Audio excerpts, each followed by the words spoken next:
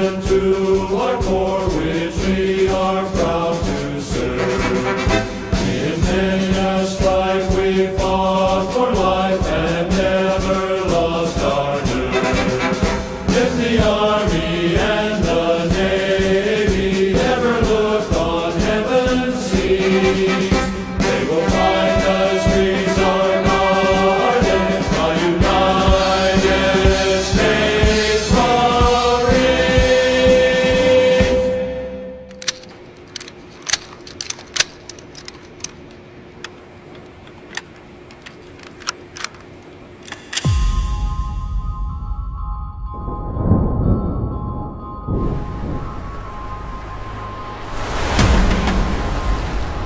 To this day, young men and women choose to raise their right hand and swear an oath to something greater than themselves.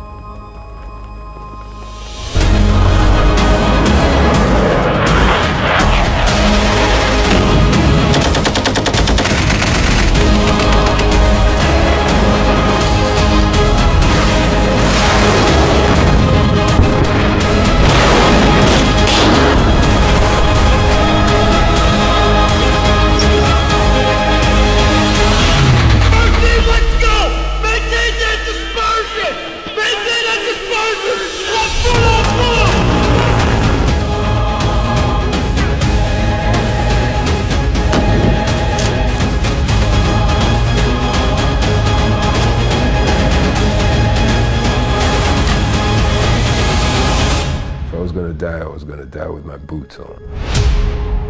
So let's do it.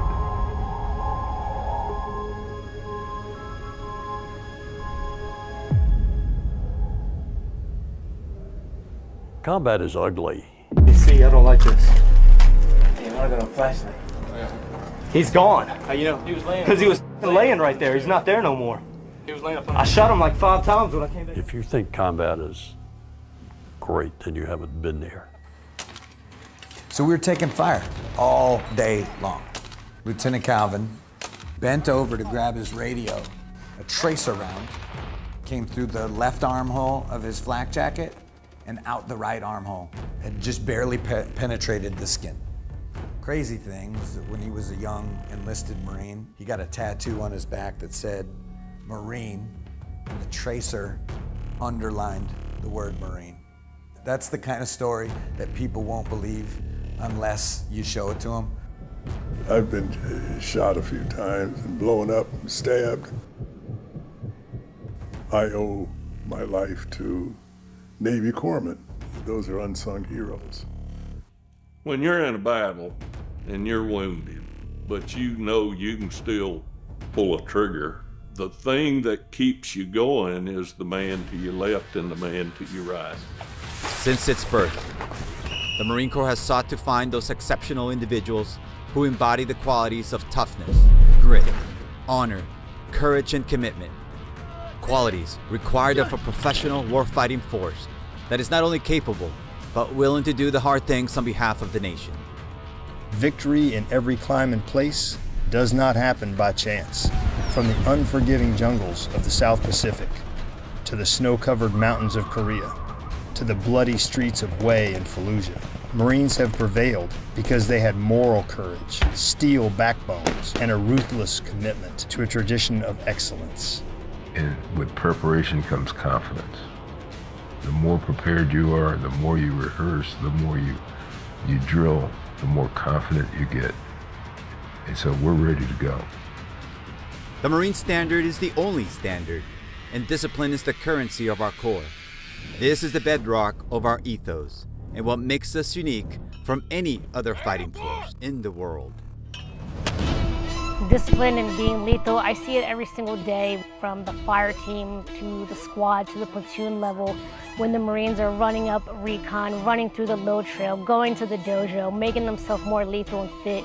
And that directly correlates to when we go do, ranges 400 or do a company cliff assault. And that's only going to continue to bleed on when they go overseas and take care of business. Today, we continue to prepare for the next fight. And while the faces, weapons, and formations are new, the fighting spirit of the individual Marine has never changed. When the nation calls and the order is given to send in the Marines, every friend and every foe understands that help or destruction is on the way. Right now we have more capabilities than we ever had in the past, from weapon systems, platforms, and technology to able to be lighter and faster and more lethal. As Marines, we do not decide when the next fight will come, but we do decide who wins. The Marines who came before have paved the way. They prevailed against all odds, in the face of unimaginable hardship, and yet they kept their humanity. They kept their honor clean. The character of war will change, the battlefield will evolve, and the equipment will modernize. But the warrior ethos of our Corps stands firm. We do not simply say that we're first to fight. We work hard every day to prove it. To our adversaries, I would say if you see that U.S. Marines and you see that MARPAD, I would say you better stand by. Because if you don't think these Marines are working every single day to better their craft and skills, you got another thing coming. Because these Marines aren't going to stop until the mission is accomplished and you're destroyed. It's funny when you're a Lance Corporal and you got combat action, Navy Unit Commendation, Marine Corps Expeditionary Medal, and a Sea Service, and they look at you like, where have you been? Nowhere. I just went where the Marine Corps sent me. We are people who are dedicated to the service to others. If there's somebody that's in trouble, a Marine is not going to turn and walk away. They're going to do whatever's necessary, to the point of giving their life. Admiral Chester Nimitz said about Iwo Jima, uncommon valor was a common virtue. The stories I hear at reunions should be on Silver Star citations. The Marine Corps history is very important, and I'm glad that it's still being taught. I'm glad that my fellow Marines that didn't come back are being remembered, are being discussed in squad base till this day. Marines are tough. I think there's something about a young man or young woman who comes into the Marine Corps that they perhaps were born with and didn't even know it. You can do it. You can do it all. You are capable more than you think, and there are so many people in the Marine Corps who want to enable that. You're now fighting for your brothers and sisters. What was common then, and from what I can tell, what's common now, is the camaraderie. You watch my back, I'll watch your back. Don't want to let people down on either side of you.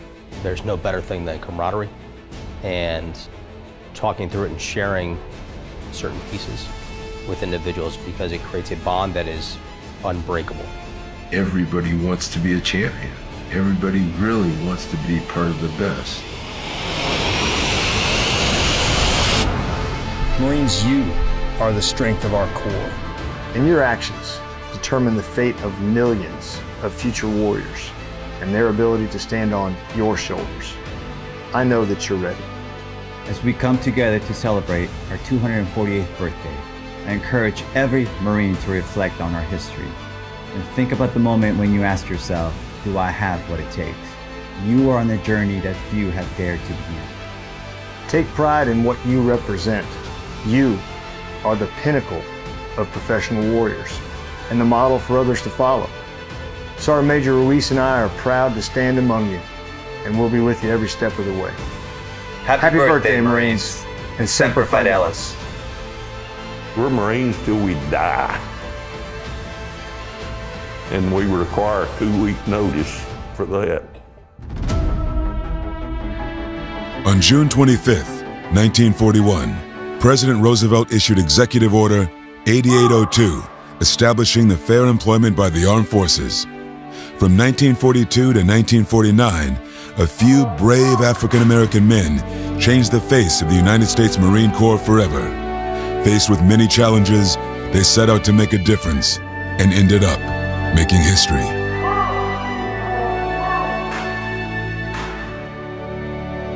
Listen as 3 Montford Point Marines share a personal story of honor, courage, and commitment. My name is Robert D. Reed. Served 26 years in the Corps from 1948 till 1974. The reason why I joined the Marine Corps was because at the time there was a draft, and when I graduated from high school, my buddies and I said, let's find out what the military is all about. Collectively, we said, let's do the Marine Corps. They seem to be some pretty tough guys. Now, we had joined. We weren't drafted, we joined the Marine Corps. They never told us that we were going to a separate boot camp. Well, the first couple of weeks was pure hell. My drill instructor, he was the one that told us that if you're going to be a black Marine, you're going to have to be better than anybody else. Better.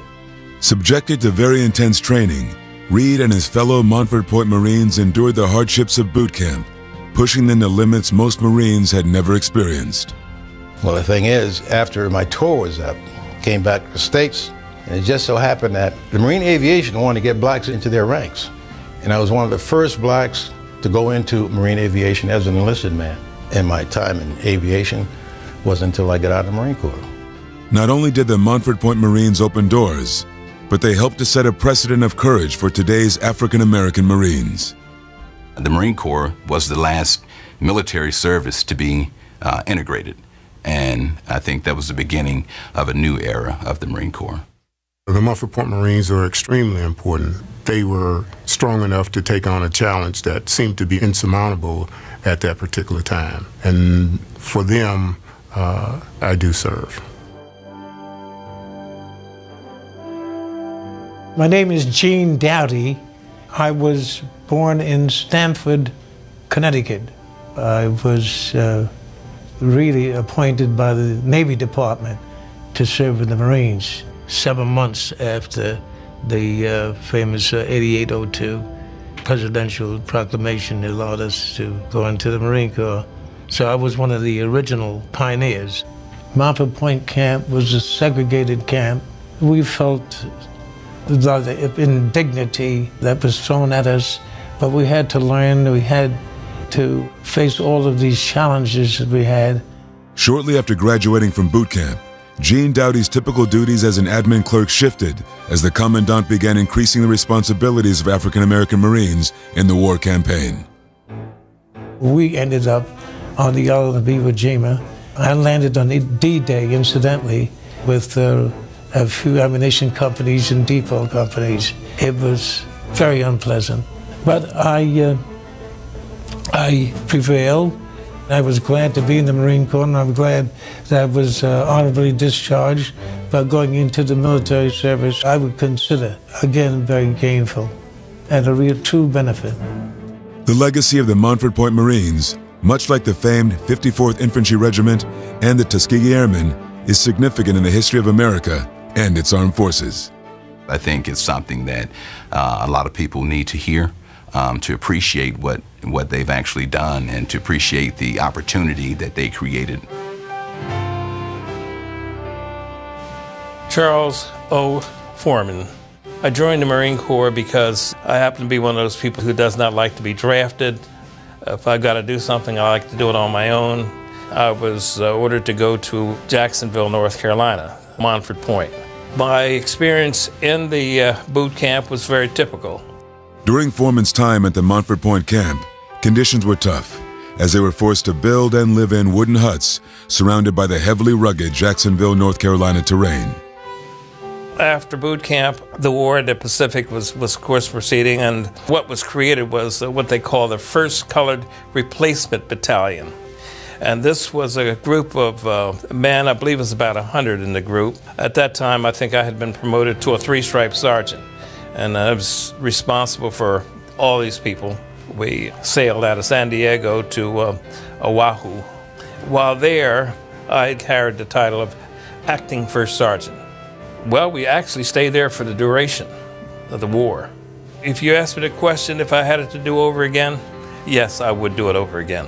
Being in the Marine Corps helped because it gave me the backbone not to accept what was handed down. If you want something, you better stand up and fight for it. Today, there are thousands of African American Marines serving in all fields and in every occupational specialty of the Marine Corps. If a Montford Point Marine walked up to me today, I would say thank you. Thank you for paving the way. Thank you for creating an opportunity for myself and my brothers in arms that's come before me and those that are come after me.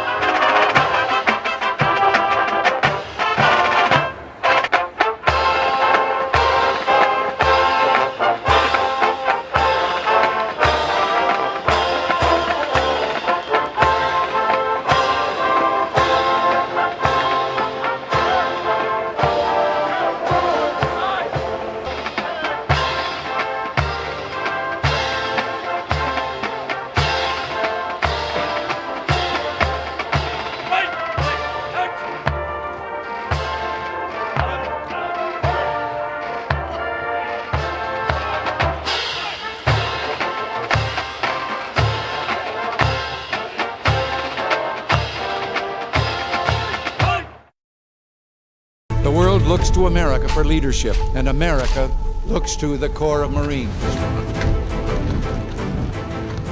Whenever America has called, the few and the proud have been there.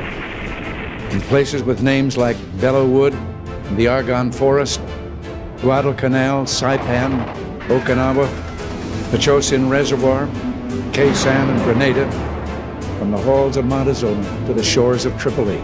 The United States Marine Corps have fought with a consistency of courage and skill unparalleled in the history of man, and the Marine Corps' strength has been among our surest guarantees of America's security around the world.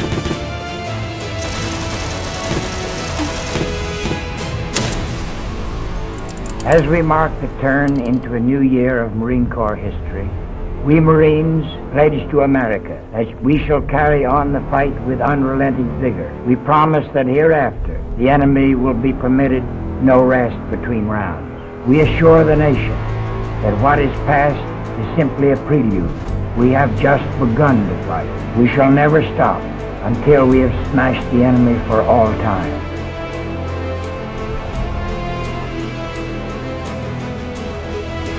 I salute Marines, former Marines, and their families everywhere. Whether in land, sea, or air, Marines have been Semper Fidelis, always faithful to their country. I am convinced that when we get to heaven, we'll find the streets are guarded by United States Marines.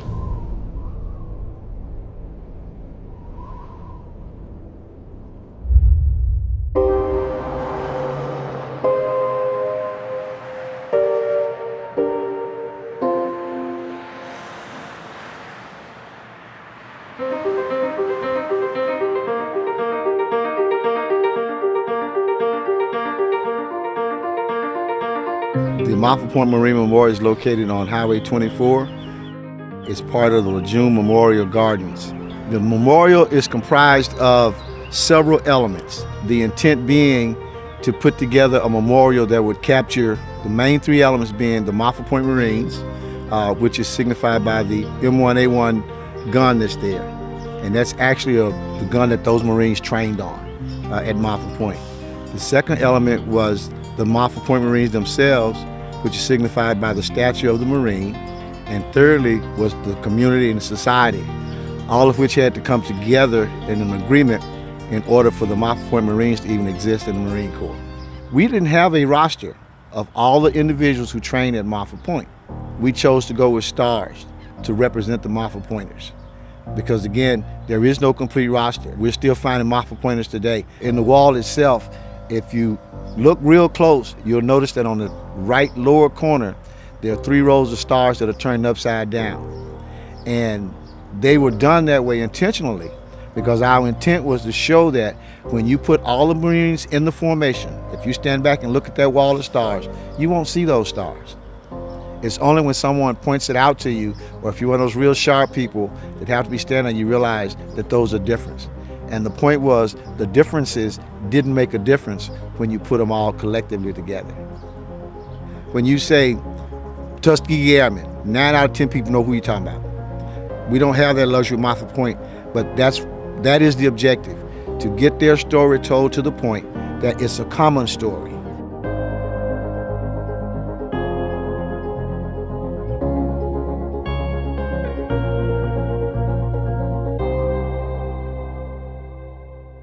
All right, you maggots, listen up. We're going to say your Marine Corps prayers. You will repeat after me. Yea, though I walk through the valley of the shadow of death. Yea, though I walk through the valley of the shadow of death. I will fear no evil. I will fear no evil. For I'm the biggest, baddest, meanest motherfucker in the valley. For I am the biggest, baddest, meanest motherfucker in the valley. When I tell you to prepare to mount, you will say prepare to mount after me. You will say aye, aye, sir. Then you will do it as I give you the command. Prepare to mount. Prepare to mount. Aye, aye, sir. Do it. At attention, worms, at attention. You will repeat after me. Gung ho. Gung ho. Louder. Gung ho. Good night, Chesty, wherever you are. Good night, Chesty, wherever you are. Reveille at 04:30. You varmints go to sleep.